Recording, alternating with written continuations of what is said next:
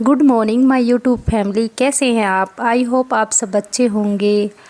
आज 3:40 पर मेरी सुबह हुई थी।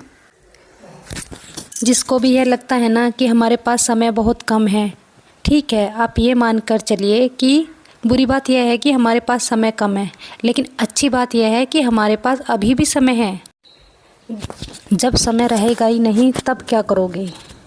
इसलिए जो भी आपको टाइम मिलता है उसमें आप अपना बेस्ट दीजिए।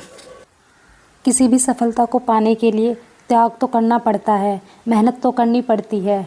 यकीन मानिए, जब आप मेहनत करेंगे आपको उस मेहनत का फल ज़रूर मिलेगा।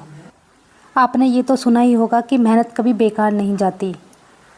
अपने आप को मोटिवेट रखिए और लगातार अपनी पढ़ाई कीजिए, क्योंकि आपका पूरा फोकस अपने लक्ष्य पर होना चाहिए।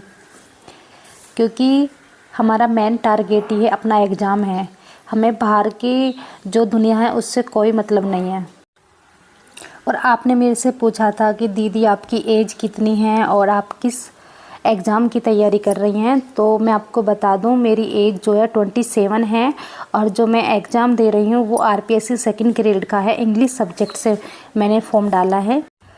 संस्कृत शिक्षा विभाग जो निकालता है वैकेंसी, वो वैकेंसी थी और जो टोटल नंबर ऑफ़ वैकेंसी थी 49 थी। आप देखिए 49 वैकेंसी होने के बाद भी मैं डिमोटिवेट नहीं हुई, क्योंकि मैं अदर स्टेट से हूँ। तो मैंने ये नहीं सोचा कि यार 49 वैकेंसी है, मेरा नंबर कहाँ आएगा, है ना। मैंने ये सोच कर पढ़ाई की है कि मुझे सिर्फ एक सीट चाहिए। मुझे 49 जो वैकेंसी है उनसे कोई मतलब नहीं है। सिर्फ मुझे ये, अगर वहाँ पे 5 पोस्ट भी होती तो उन 5 पोस्ट में भी मैं अप्लाई करती। तो अब आप देखिए मैं कितना मोटिवेट रहती हूँ। अधिकतर आपने देखा होगा बच्चे 50-50 हज़ार वैकेंसी में भी जो है डिमोटिवेट हो जाते हैं। कई हज़ार वैकेंसी आएंगी तो ये बोल देते हैं नहीं वैकेंसी बहुत कम है, जब ज़्यादा वैकेंसी आएंगी तब हम तैयारी करेंगे। तो बस मेरा आपसे ये मानना है कि आपका पूरा फोकस अपने पढ़ाई पर होना चाहिए, अपने टारगेट पर होना चाहिए। सिर्फ आप 6 से 7 महीने अच्छे से तैयारी कर लेंगे तो जब आपका एग्ज़ाम होगा तब आप देखेंगे कि अदर बच्चों से आप कितने आगे जा चुके होंगे। क्योंकि कुछ बच्चे तो अभी भी जो है वेट कर रहे हैं वैकेंसी आने का, कि शायद सेकंड ग्रेड की वैकेंसी अब आएंगी, 2 महीने बाद आएंगी, 3 महीने बाद आएंगी, तब तैयारी स्टार्ट करेंगे। अभी तो वो इसी कन्फ्यूजन में है कि तैयारी करें ना करें, वैकेंसी नहीं है, आचार संहिता लगी हुई है, ठीक है। तो मैं काफ़ी टाइम से ये तैयारी कर रही हूँ, तभी से ही जब फॉर्म डल गया था तभी से ही मेरी, उससे पहले से, तब मैंने रीट का पेपर दिया था। उसके बाद मैंने ये सोच लिया था कि मुझे सेकंड ग्रेड का पेपर देना है और मैंने किसी अदर वैकेंसी में फॉर्म नहीं डाला, क्योंकि मुझे राजस्थान में ही जॉब करनी है। तो आप भी अपने आप को मोटिवेट रखें। ये बहुत छोटी छोटी चीज़ों से आप जो है परेशान ना हो कि वैकेंसी कम है, टाइम हमारे पास नहीं है।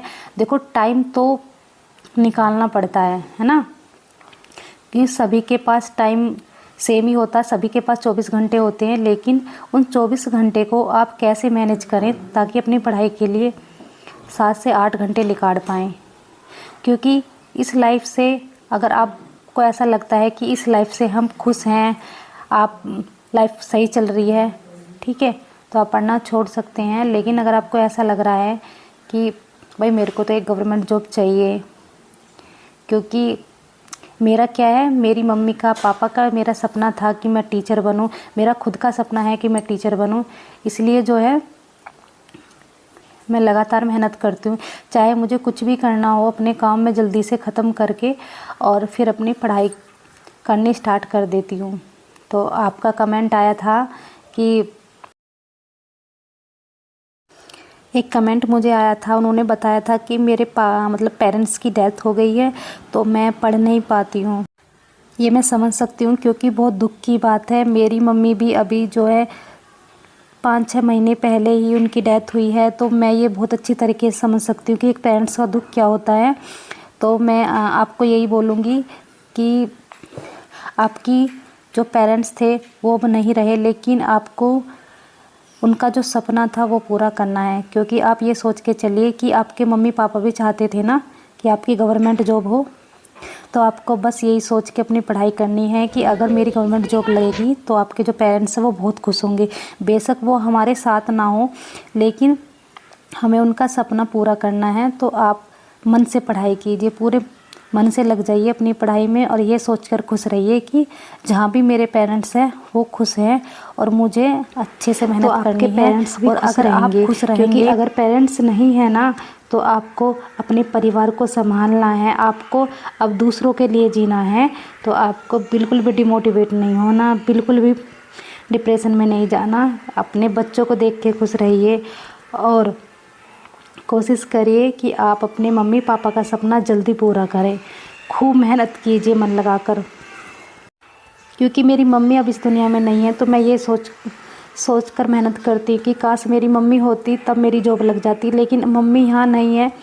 मैं फिर भी ये सोचती हूँ कि भगवान मेरी मम्मी मुझे देख रही हों और वो खुश रहें कि हाँ मैं ठीक हूँ, खुश हूँ।